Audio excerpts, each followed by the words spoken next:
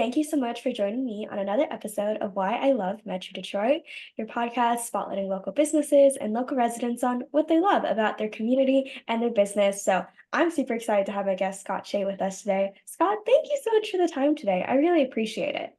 Thank you, Macy. It's good to see you again. Good to see you as well. Well, I don't know if we had met in person before, but we met in person about 2 or so weeks ago at the Serious Net Breakfast. But Right. we've known each other for a few years now, and you always show up to the group. It's on Zoom, and you always show up with great energy that I think gets me going for the rest of the day. Like Oh, in well, the that's very afternoon. nice. Thank you. Of That course. was the first time that we met face to face. That's what I thought. And then I also met Stephen Burkhalter face to face, and he was like, "You're so much shorter than I imagined." And I was like, I don't know, Steve. I don't think we're all meant to be as tall as you. I think that's just how it That's is. funny. But I would love for you to kind of kick us off and tell me a little about your journey, being in Michigan, coming to Michigan, and all that fun stuff. Sure. So I was born and raised in Michigan in the Metro Detroit area. With just a couple of year exceptions, I've lived in Metro Detroit my whole life. And I grew up in the Plymouth Canton community, went to Salem High School, which is part of the park, as they call it. I don't know if you're familiar with that. It's three high schools that are all in one campus, essentially. Oh, So there's some shared facilities. It's almost like a community college when you compare it size wise. Um, so I went to school in Ann Arbor at the University of Michigan, and then came back after I graduated, and it was an absolutely terrible job market at that time. Not a lot of job prospects, and then I met a lady who was full time in real estate, and I says, would you mind if I shadowed you for a little while? And she says, oh, honey, it'll be fun. So I shadowed her for a full week, and she introduced me to tons of people, including a guy who owned a mortgage company. And that was really how I got started in the business, originally as a loan officer for a small mortgage company. And then later on, through some things that had changed, it was actually more than 15 years later, I went full time in real estate and mortgages both. That was in 2001. And in 2001, it was something that was fairly easy to do. And my clients seemed to like it because they're only dealing with one person of contact throughout the whole transaction. And then the laws changed with the Dodd-Frank bill. I think that was in 2007 or 8.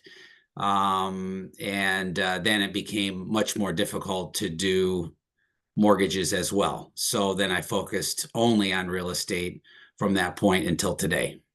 that's awesome. So So you that was you're really well versed in the mortgage world, and so I'm sure you can give some really great what's it called, expert opinion for your clients, is even though they're not dealing with you on that, they know what to do because you're helping guide them.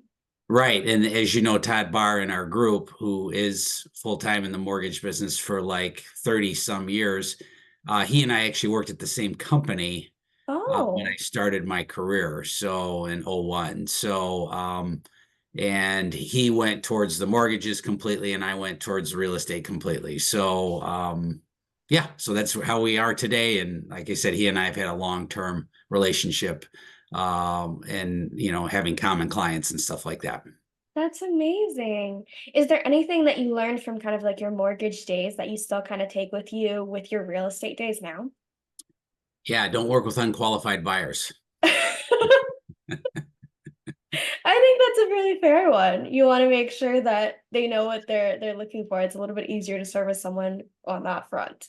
Absolutely, yes. I mean, the business of real estate execution is part of it, but the bigger business is generating the business, right? I mean, that's really what we're here to do, is generate new business. For sure. Well, I would love to know because I think there are a lot of realtors out there. Yes. And I think a lot of people are also just really attracted to the idea of being a real estate agent. So there's always this like double conundrum of like I see so many people making big money in real estate, surely I can. And then there's also like, well, there's so many people making big money in real estate, there's no way I can. Do you have any advice or any tips that you've learned in your pretty long career in real estate that you could give to anyone either very new in the business or contemplating going into the business?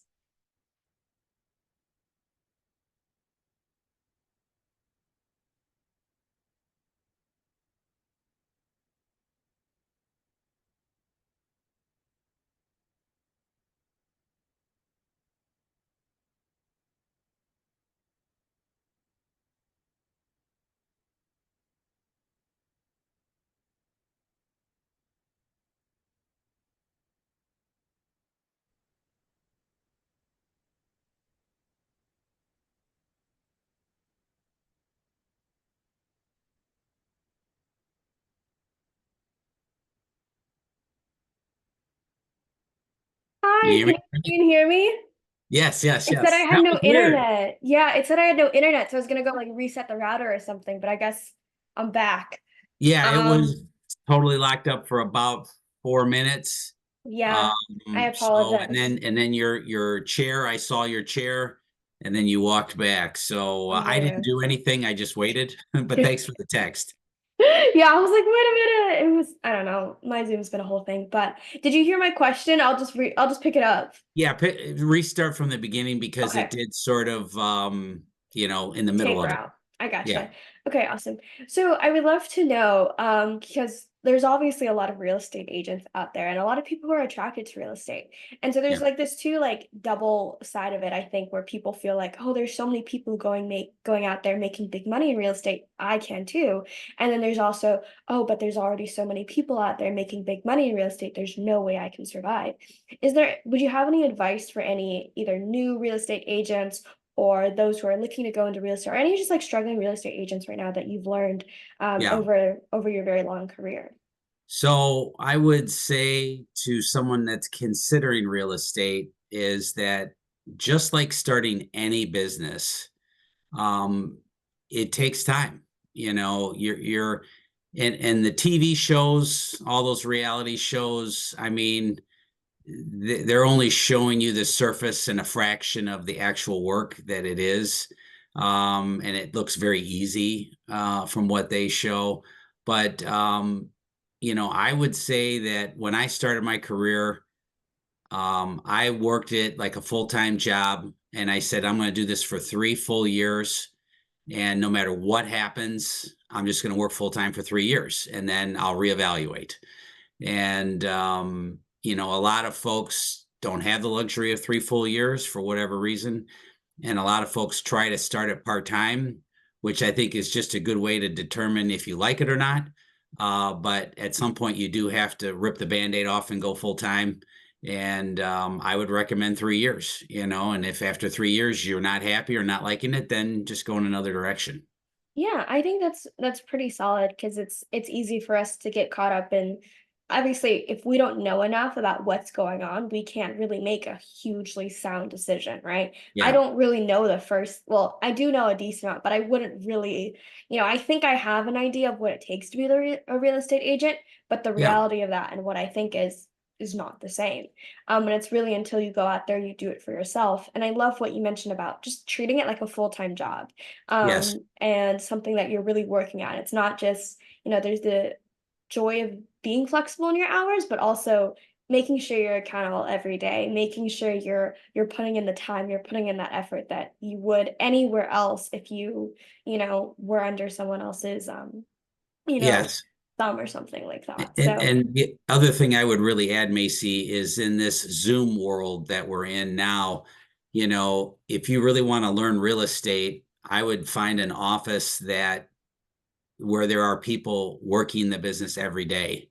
And I would go there every day because you'll learn just by observing and seeing. And even if you don't have anything to do, find another agent, just go with them if they're willing to let you, that you work with, and just say, hey, let me just watch, and that'll give you a better idea of what it's really like. Now I recommend if you do that with someone that's successful, not another part-time person. that's really great. Yeah, because I love the Zoom era. I talk to so many people over Zoom, obviously, and I've used, Zoom as the main way that I use my podcast. Yes, But absolutely, I make it a point every week, at least, I go out to 2 networking events, and that's what works for my business. that's good. Of just going out and talking to people, seeing people face to face, continuing to work that networking skill, and Yep. that muscle.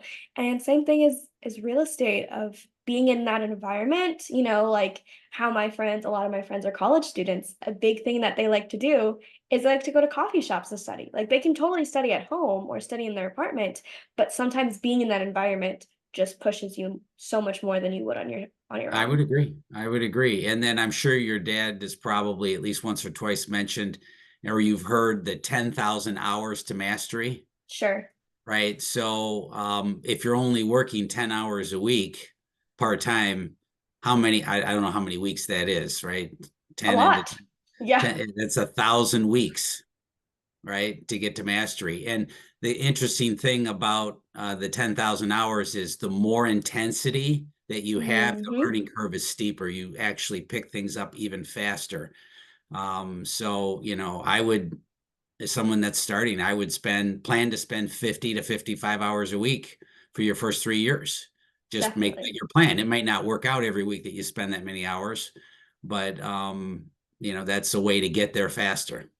Definitely. Like when I first started podcasting, the first, 5 or 10 were not that great. Yeah. But I did so many. I think I did about 103 months, 3 or 4 months. And because I was just doing so many, by the end, it was all such on an autopilot for me where Yes. like not that I wasn't present in conversations, but there were certain words I wasn't having to think about, like my intro, Right. my outro, the way that I prepared a guest, all of these things were just so like for you, Scott, I'm sure you're like, wow, she's just flying through this like pre-qualification before we start recording. It's because I've been doing this long enough and I did it so back to back that that's what has brought me to skill. Yep. Yep. And it just flows. Definitely. Well, Scott, thank you so much for coming on and sharing a few minutes. This has been Sure. a great conversation, even though we had the little technical glitch. I'm obviously editing that out. I appreciate your time and I appreciate your flexibility. You're always a great person to talk to, so this was a lot of fun. I appreciate it. No problem. Thank you very much. And I'll leave you with my words that I say in our SiriusNet group. If you know someone that's buying or selling, just call Scott and I'll come running. There you go. Awesome. Mic drop. Thank you to everyone watching. I really appreciate it as well, and I will see you next time. Bye. Have a great day.